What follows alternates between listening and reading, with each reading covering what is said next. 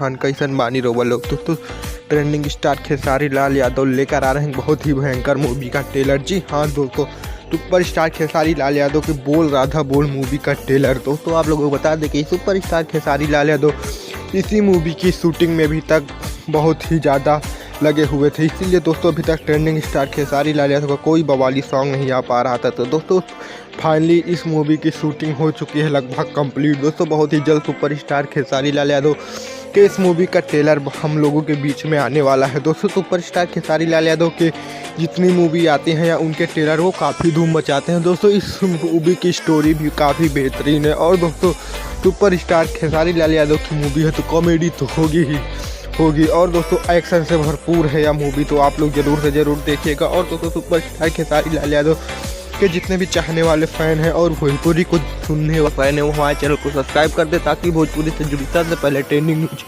आप तक पहुँचे। मिलते हैं नेक्स्ट वीडियो में। जय हिंद जय भारत।